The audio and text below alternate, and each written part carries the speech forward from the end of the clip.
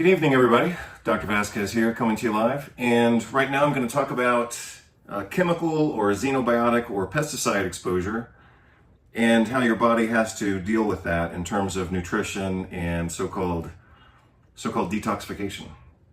So I'll try to keep this short for practicality, but also because I'm going to draw this out on my iPad. And right now my iPad is at 12%. It is plugged in, but sometimes it discharges faster than it recharges. So that may put a limit on how long I can talk, which is probably a good thing. So the other good news, in addition to this video, speaking of videos, the other good news for the day is that I expect reasonably that within this hard drive, which I just received today, I expect that this contains all of the lost videos from my Vimeo account. So, as most of you know, I was recently kicked off of Vimeo after having 2 accounts there for 15 years. So it's a total of 30 years of paying for that service. And I used it, and for its time, it was the appropriate service to use. Now we of course have other platforms for sharing videos, but for its time, for professional level videos, it was probably the best platform out there, especially for educational videos. So they deleted all my videos without warning, and the only reason they gave was because I had criticized. So we're in 2025 right now. I had done a video where I criticized Anthony Fauci. I had done that 2 years ago in May of 2023, and they apparently thought that it was misinformation for me to criticize Anthony Fauci. That was the part 3 video of that series, which ultimately I think went to 4 or 5 sections. And in that section of the video, I think I said something like, he's a psychopath. Most of the things he said about COVID were wrong and have been proven to be wrong, but they were more or less obviously wrong at the time for those of us in medicine. It was the biggest scandal that we're probably going to have in our lifetime, but our lifetime's not over yet, and more scandals will come. I think I also said that he was guilty, if not of murder, then certainly of manslaughter. And maybe I said a few other things, but that's the gist of it. And I stand by all of those things. I still think they're correct. So if they kicked me off for that reason, then more power to them and they can fuck off. But because they deleted my videos faster than I could download them, I had to go back into my old hard drives and try to recover those old videos. I do remember for a little while, I was uploading things to Vimeo thinking that that was the safest possible place to put things. And obviously they proved me wrong, all these years later. But I do remember when we were still living in Spain, for a while, I did put a few videos on Vimeo that I didn't save to hard drive. And I'm hoping that I backed them up. So I had 2 external hard drives that I used literally for decades. Well, I don't know about decades, but for many years. And they were the 2 most important hard drives that I had. They were both Toshiba, and they both failed. So the biggest bulk of downloaded videos and academic documents and things like that were saved to these Toshiba hard drives, and then they both failed. So that's why I had to pay $1,000 to get them salvaged onto this, ironically enough, Toshiba hard drive, which I hope works.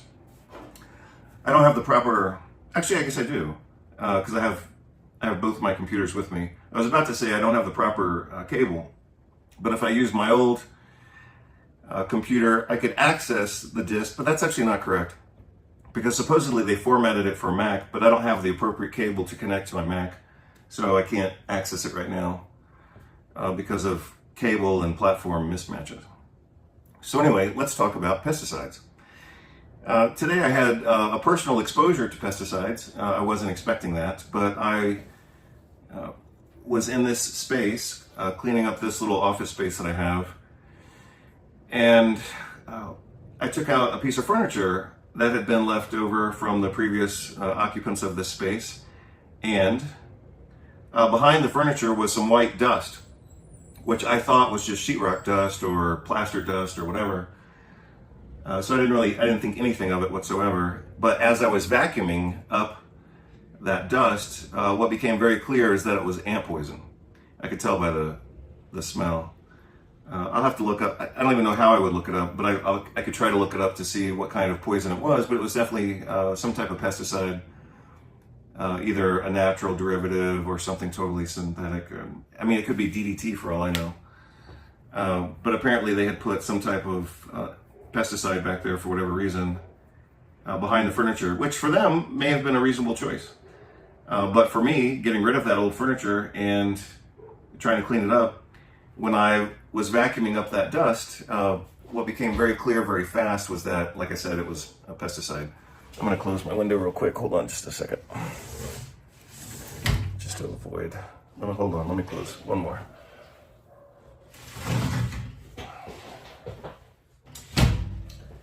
Just to avoid street noise or whatever.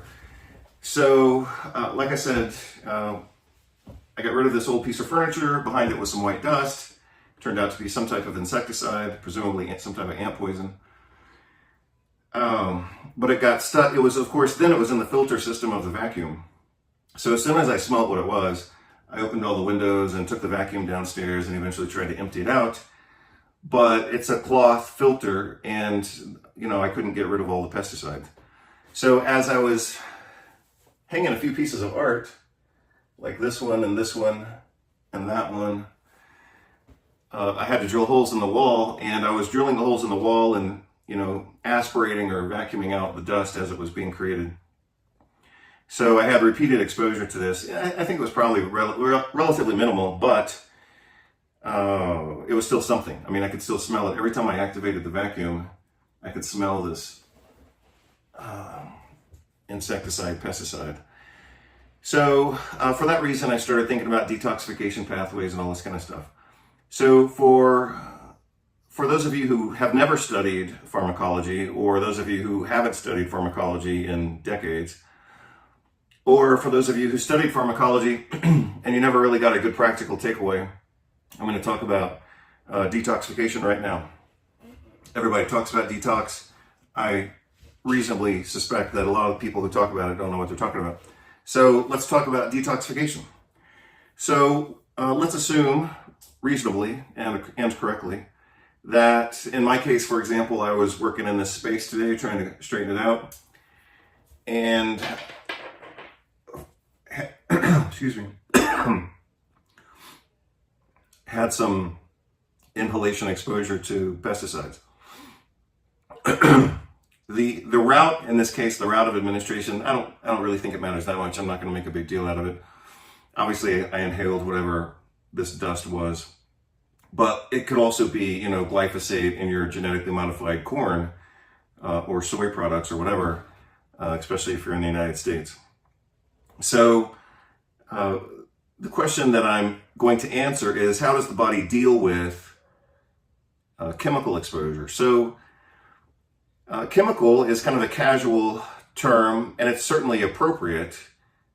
You probably have noticed by now that sometimes in medicine or nutrition or whatever, we use a term xenobiotics. And xenobiotics is basically the same thing. Xenobiotics just means foreign chemical. So whether we say chemical or foreign chemical, it's still kind of a foreign item. So a good model for talking about chemical exposure or pollution exposure or pesticide exposure is to use an example of something like benzene. So I'll try to draw benzene if I can. I barely remember what it is, but I think it's this. Yeah. So here's benzene, sorry. That's a benzene ring. So let's say that you are pumping gas and you happen to be breathing while you're pumping gas. Well, your body has to do something with the benzene that you just inhaled from pumping gas. So what your body does, so that you would inhale gas or you'd get it on your skin and it would get absorbed into your blood, but eventually it would go around to body tissues. Most gloriously, it would go to your liver, because that's where most detoxification takes place. So your body would take this chemical or poison or pesticide. We could call it a chemical. We could call it a xenobiotic. We could call it we could call it pollution. We could call it, it could be like a petroleum-derived pesticide, like I had today, or for those of you who live in countries saturated with glyphosate, you could think of glyphosate. So your body takes, well, your body has been now exposed to this chemical, and your body has to do something with this chemical. And the typical 3 steps are, so step number 1, step number 2, and then we'll do step number 3. The first step is oxidation, sometimes also referred to as activation.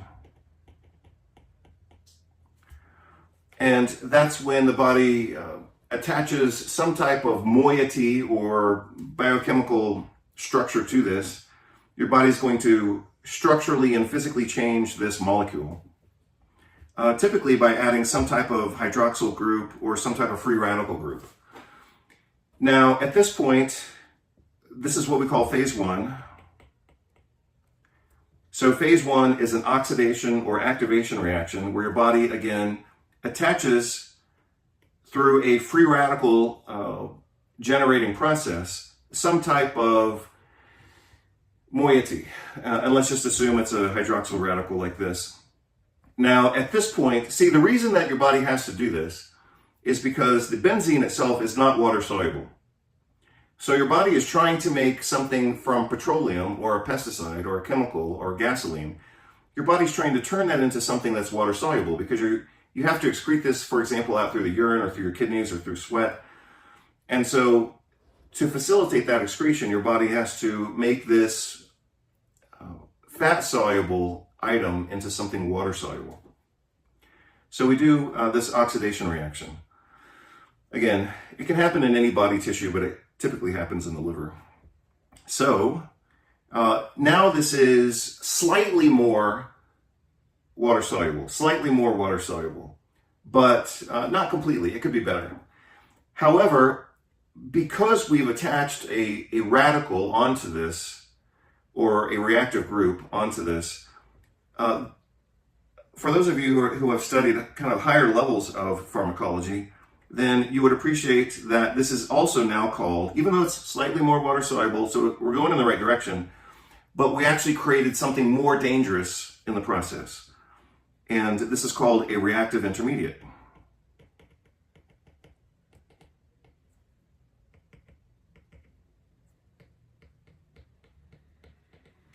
So again, even though we are now engaged in the process of converting a water-soluble poison into something that's inert or water-soluble, sorry, let me make sure I said that correct.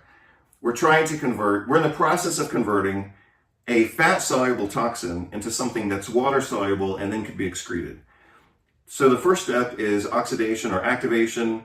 We add, for example, an OH group to make it slightly more water-soluble, also slightly more reactive. And at that point, yes, it's more water-soluble, but it's also more reactive. And as I already said, we call that a reactive intermediate. So the danger here is that this can now react with proteins, DNA, and other structures like enzymes, which of course are protein. So again, we're trying to detoxify something that was fat soluble. We're trying to make it water soluble. The first step of that is oxidation. That creates what we call a reactive intermediate, which could actually be more dangerous. What we want to do to take this to the next step is take this reactive intermediate and attach something onto it. We're gonna attach onto this same group that we've already discussed. We're gonna add something. It could be sulfur, it could be glycine, it could be glutathione, which is kind of expensive because that uses 3 amino acids. It could be taurine, I believe. Those are the ones I think about most commonly. So step 2 is what we call conjugation. No, conjugation. So that conjugation just means attaching two things together. So onto this radical or hydroxy group, we're going to add sulfur, we're going to add glycine, or we're going to add glutathione.